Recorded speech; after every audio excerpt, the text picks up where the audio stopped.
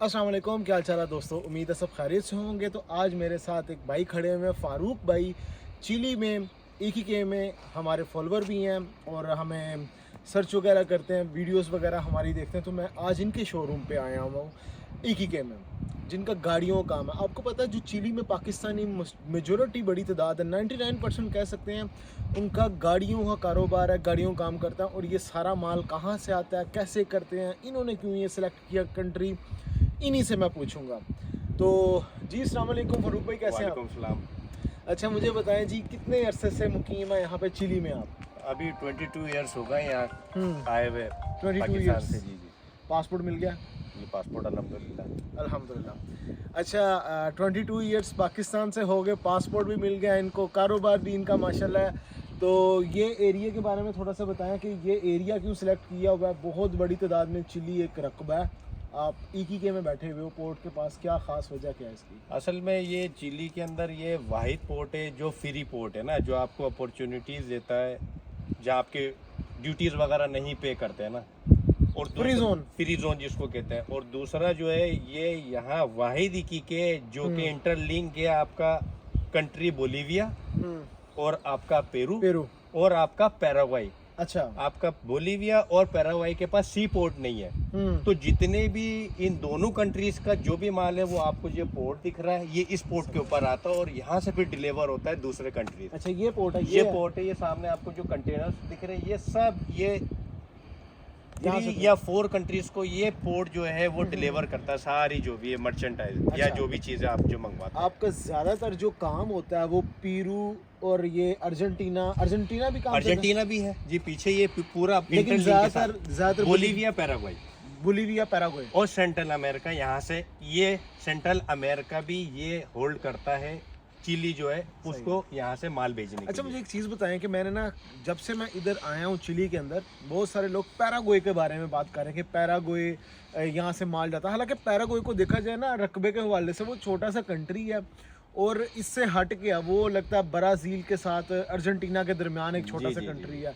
लेकिन मैं हैरान हूँ कि बहुत बड़ी तादाद गाड़ियों की वहाँ पे जाती है। असल में उसकी असल वजह जो वो ये है कि आज से कोई 15 साल या 12 साल पहले वो डेवलप होना शुरू हुआ। अच्छा। वहाँ पे यानी कि ना वो तालीम का निज़ाम था, ना कोई चीज़ें थी, ना उधर इतनी क्वांटिटी थी गाड़ियों की। क्योंकि मैं आज से कोई 15 साल पहले गया था तो बहुत ही ज़्यादा उधर यानी कि कमी थी चीज़ों की, है ना। अब जाके देखते हैं तो यही जितनी गाड़ियां अब जाना शुरू हुई वहाँ पर, तो वो लोग जाहिर सी बात है उसको यूटिलाइज कर रहे हैं, अपने सिस्टम के अंदर उसको लेकर आ रहे हैं। लेकिन अभी भी इनफ नहीं है उनके लिए, अभी भी उनको चाहिए। वो रकबा छोटा है लेकिन उनके पास फैसिलिटीज कम थी। लाइक का दुबई कह सकते हैं, दुबई का रकबा छोटा है लेकिन वहाँ पे मेजोरिटी तादाद में लोग आना शुरू हुए तो उस वाले से वो क्वांटिटी उनको बढ़नी शुरू होगी। यही चीज़ हुई होगी वहाँ पे।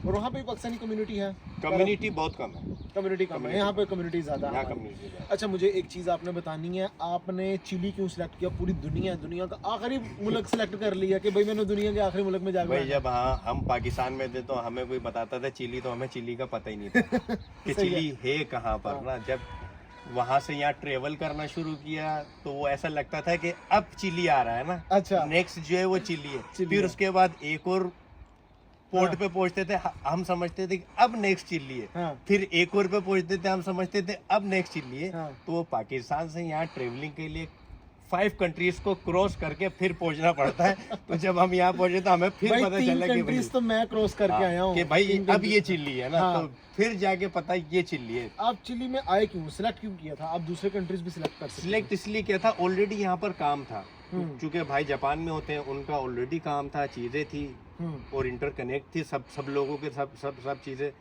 तो उसमें सिलेक्ट इसीलिए किया गया। उस दौर के अंदर यहाँ का काम अच्छा था, चीज़ें थी, तो इधर भेजा गया। तो यहाँ के फिर यानी कि मैं इसको अगर आसान अल्फाज में कहूँ तो आपके भाई एक बिजनेसमैन है जापान के अंदर, जिन्होंने आपको रिकमेंड किया चिली में जाके बैठने के लिए और आप उनकी रिकमेंडेशन के मुताबिक वहाँ से यहाँ पे आए। मैं अपने व्यूअर्स को एक चीज़ यहाँ पे बताना चाहूँगा कि जो बंदे जापान में हैं, पाकिस्तानी कम्युनिटी, बिजनेसमैन कम्युनिटी, ख़ासकर गाड़ियों के काम में, तो वो जापान में तो वो रेफर करते हैं चिली को। जी जी। क्योंकि जितनी गाड़ी है वो सारी आती जापान से। जापान से जी, सारी गाड़ी जापान से है। अभी इस वक्त जापान से भी आ रही है, और अब पहले ये था 100% जापान से था, अब ये हो गया मिक्स हो गया, कोरिया जापान, रीजन वही लग गया ना। हाँ रीजन वही लग गया। हाँ। गाड़ी है, गाड़ी वही है, गाड़ी वही अगर बात कीजिए तो गाड़ी वही है, जापानीज और या कोरियन है। तो वहाँ पे राइट हैंड चलता है, यहाँ पे लेफ्ट हैंड चलता है, और उसको फिर आप शिफ्ट करते हैं, हम चेंज करवाते हैं यहाँ से स्टीयरिंग, और डिफरेंट कंट्रीज की डिमांड के मुताबिक हम लोग लेकर आते हैं गाड़ियाँ, फिर वहाँ पर डिस्ट्रीब्यूट करते हैं ना। वहाँ पे डिस्ट्रीब्यूट से मुरादे शिप करते हैं, यहाँ से वापस कंटेनर लोड होते हैं और फिर आगे की तरफ जाना शुरू हो जाता है। मैं आसान अल्फाज में कह दूं, वो सामने शिप खड़ा हुआ है, वहाँ से आना है माल मेरा जापान से। हाँ। मैंने यहाँ पे गाड़ी यहाँ पे सारी ठीक करनी है, ठीक है, और यहाँ से दोबारा वहाँ पे लोड कर देनी है और वापस वहाँ से निकलना है। अच्छा मुझे एक चीज़ बताओ, ये जो अब जितना एरिया है, गाड़ी यहाँ पे ठीक होगी कि यहाँ पे भी सिर्फ सेल आउट के लिए और ठीक करने के लिए? ठीक करने के लिए एक अलग डिपार्टमेंट है, जहाँ पर आपका जिसको कहते हैं हम तैयार, यहाँ पर है ना, जो डेंटिंग पेंटिंग जिसे कहते हैं, डेंटिंग पेंटिंग और स्टीयरिंग चेंज जहाँ पर होता है। अच्छा। आपका क्योंकि यहाँ वहाँ से आती, यहाँ पर मोस्टली जो लेटन के अंदर है वो आपका लेफ्ट हैंड साइड है। ठीक है। तो कोरियन तो लेफ्ट हैंड साइड है, वो तो एज इट इज आप सेल कर लो या कहीं पे भी सेंड करनी कर लो, लेकिन जापानीज गाड़ी आपने कन्वर्ट करवानी ही करवानी है 100%। गुड। अच्छा मुझे एक चीज़ बताओ, यहाँ पे हमने बातों बातों में ना एक चीज़ निकली है, डेंटिंग पेंटिंग। तो हमारी बहुत बड़ी पाकिस्तानी कम्युनिटी एक डेंटिंग पेंटिंग जानती है, सीखी हुई है। तो यहाँ पे जो डेंटिंग पेंटिंग करते हो पाकिस्तानी है क्या? नहीं, टोटली लोकली, यहाँ एक बंदा भी डेंटिंग पेंटिंग के अंदर पाकिस्तानी नहीं है। अगर कोई पाकिस्तान से यहाँ आता है डेंटिंग पेंटिंग करने, तो उसके पास एक बहुत बड़ी अपॉर्चुनिटी है। देखें दोस्तों, मैं आपको एक चीज़ बताता चलूँ, भाई ने मुझे एक चीज़ बताई है कि अगर यहाँ पे कोई पाकिस्तानी डेंटिंग पेंटिंग में आता है तो एक बहुत बड़ी अपॉर्चुनिटी है उसके पास। बिल्कुल भाई ऐसा ही है, क्योंकि हम लोगों की कम्युनिटी यहाँ पर जैसे पाकिस्तानी है, तो हम लोग इधर लोकल वालों से सारा काम करवाते हैं। अगर हमारा ही होगा तो ज़्यादातर उसके पास अपॉर्चुनिटी ये होगी कि हम उसको रेफर करेंगे, हम उसको प्रेफर करेंगे काम के अंदर। सही है।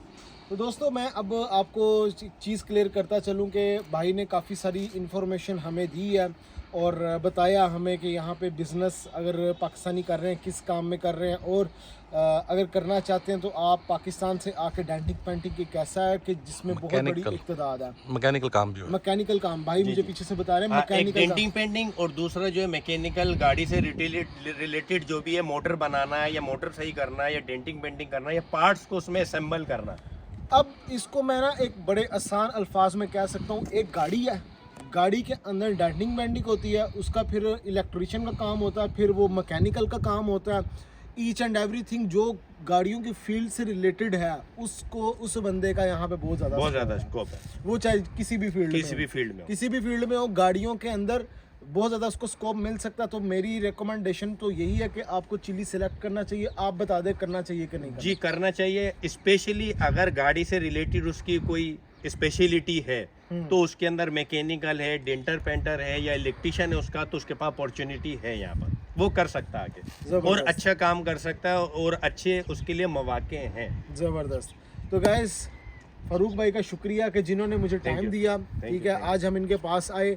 और एक लास्ट मैं पूछना चाहूँगा, लेकिन पूछना तो नहीं चाहिए लेकिन मैं फिर भी पूछ लेता हूँ यार, ये जो आपकी प्लेस है ये जितनी है, जी जी, इसका आप मंथली कितना करंट दे देते हो? इधर जो है अभी तो जो है अगर पहले की निस्बत देखा जाए, इसका ये पूरी ये जो जगह है इसका $15,000 रेंट होता था। $15,000 पहले होता था महीने का, अभी जो है 8,000 $8,000 USD महीने का भाई दे रहे हैं, ठीक है। तो अब मैं इनकी कमाई नहीं पूछूंगा कितनी है, अगर 8,000 अगर नहीं दे रहे हैं तो कितना कमा भी रहे हैं। तो गाइस नेक्स्ट वीडियो मिलूंगा नए टॉपिक पे, ख्याल रखें अपना, टेक केयर, अल्लाह हाफिज़।